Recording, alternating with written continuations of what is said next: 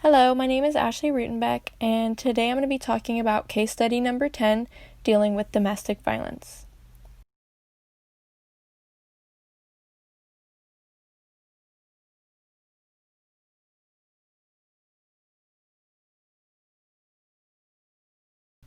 This case study, dealing with domestic violence, focused on the night in jail law for spouse abusers. The case study showed that the most frequent cause of physical injury to women was wife battering. 1 in 3 women in the United States are murder victims of their partners, and because of these statistics, laws have been passed in over 15 states enforcing arrests in cases involving domestic violence, and this is where the night in jail law proposed bill came to be. A study in Minneapolis done in 1984 compared 3 responses to calls on domestic violence. The first one being mediation, which we know is a traditional approach. The second one would be requiring the abuser to leave the premises for 8 or more hours, and the third option being the arrest of the abuser, which would then be followed by a night in jail.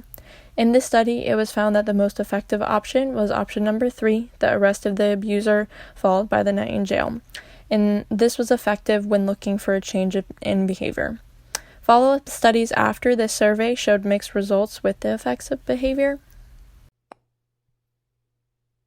The main issue of this case study is that domestic violence is a silent pandemic, and it's one of the most underreported crimes in history.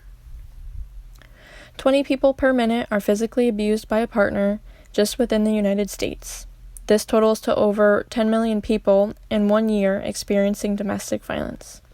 Violence on a partner accounts for 15% of violent crime in the U.S., and the most commonly abused group are women in the age range of 18 to 24. Domestic violence hotlines are available nationwide, and statistics from these hotlines show around 20,000 phone calls are placed on a typical day.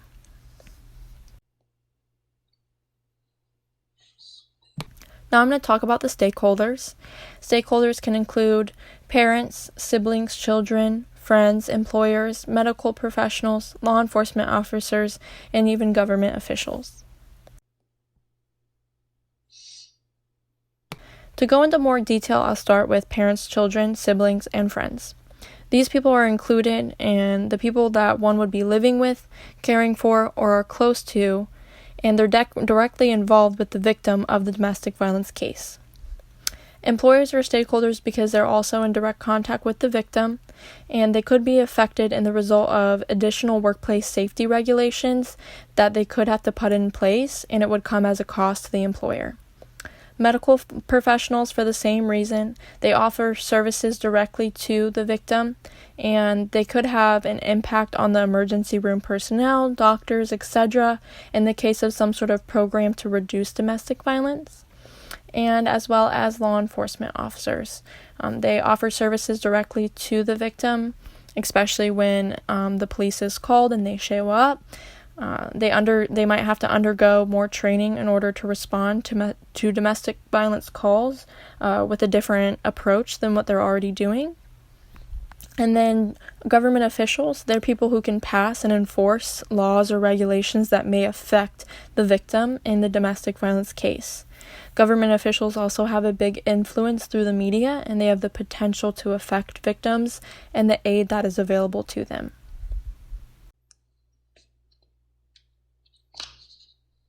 Next, I'm going to talk about my expert interview. It was with a woman named Victoria Whelan. She is an advisor for the St. Petersburg Police Department's Explorer Post, and she's been with the Explorer Post for many years. We had our interview on October 26th, and we talked about domestic violence from a law enforcement perspective.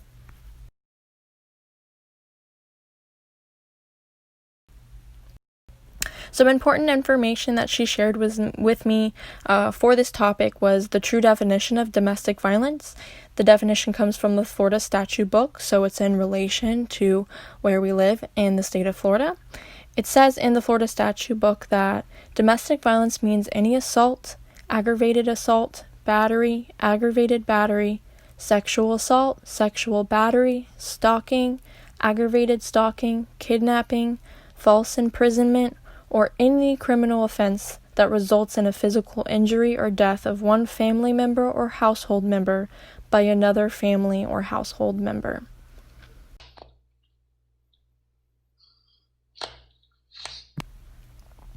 One of the most important questions that I did ask Victoria during our expert interview was to kind of explain more about domestic violence and its forms and what a good definition would be to give to someone to help someone that doesn't really understand much about domestic violence understand it a little better.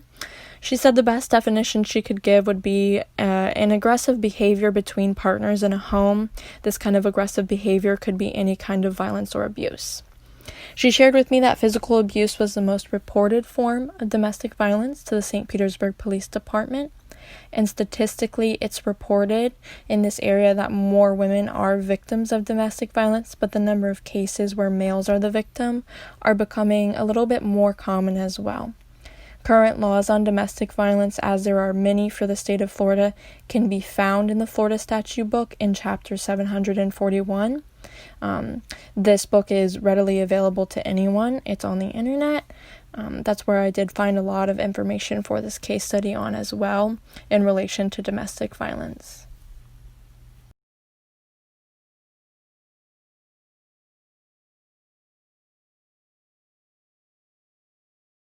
Some other things that I asked her about was when people are experiencing domestic violence in a relationship, what are some of the reasons why that person wouldn't leave their partner?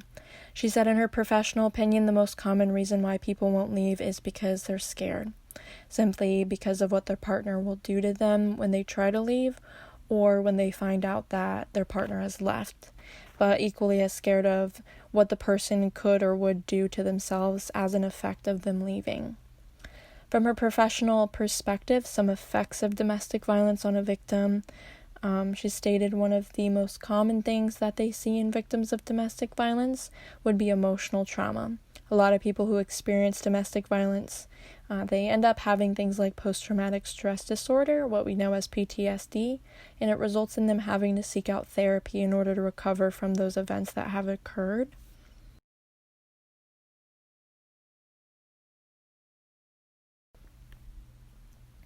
Other than pure anger, she talked about some other causes of domestic violence.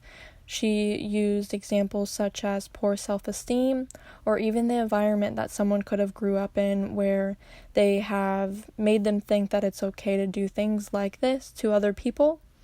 The desire of controlling someone can be a reason, and most importantly, another common reason would be abusing drug and alcohol. It can be a big contributing factor to domestic violence. The best thing to do if you know someone experiencing domestic violence and how you can help them best without hurting them or putting them in a difficult situation is you want to make them feel like they're safe and they can talk to you about everything that's going on. And if you're in that situation, wait to address anything until you're alone.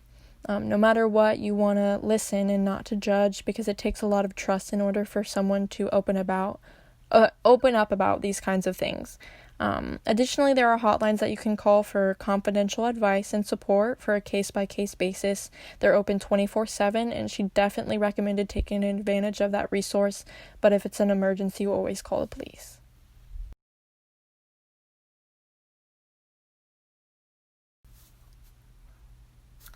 In our expert interview, I did ask a question relating to if Victoria Whelan believed that abusers can change and what they need to do to prevent themselves from continuing down this path that they're on. With effort, she believes that abusers can change, but it's not a simple task. Unfortunately, a lot of people will not be open to the change. It takes a lot of effort and accountability to change someone's behavior, but if someone is willing to do this and change themselves for the better, there are many programs in place. Something she mentioned was the certified batterer intervention programs that are throughout the states. They help people coping with what we're talking about, focus on changing their behavior and being accountable, but also by making amends with the people that they've hurt in these situations, which is a lot of the times a big contributing factor for the person forgiving themselves and what they've done and moving on from that part of their life. Abusive tendencies that people can or should look for when in a relationship. She said that there are some signs you can look for, especially in a relationship that you think might be an emotionally abusive one. Things that you should look for can be anything like someone criticizing the way you do things or outbursts, low empathy, pressuring you to do things that you don't really want to do, even putting the blame on you constantly. These are all some of the signs that a relationship could be an emotionally abusive one. However, she did want people to keep in mind that domestic violence can be caused by things like the overuse of drugs and alcohol. So you have to be cautious because those things are unpredictable and sometimes there just aren't any signs. You just always have to be aware what is happening around you and what your partner is doing to make sure that you're in a safe place.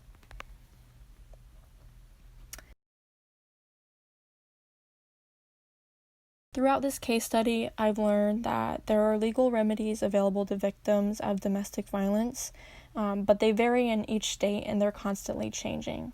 My recommendations for this case study would be I recommend the night in jail law be implemented and enforced in every state, and advocacy programs to help victims understand their legal options in the event of domestic violence cases. Helping victims access the legal system in order to take the right steps in order to understand their legal rights while also giving them a peace of mind, a fresh start, a new life. There are many civil actions victims can take in a domestic violence case, things like injunction, restraining orders, etc. But it's important that victims know the steps that they can take to protect themselves and also help them recover from all of their traumatic experiences that they're going through.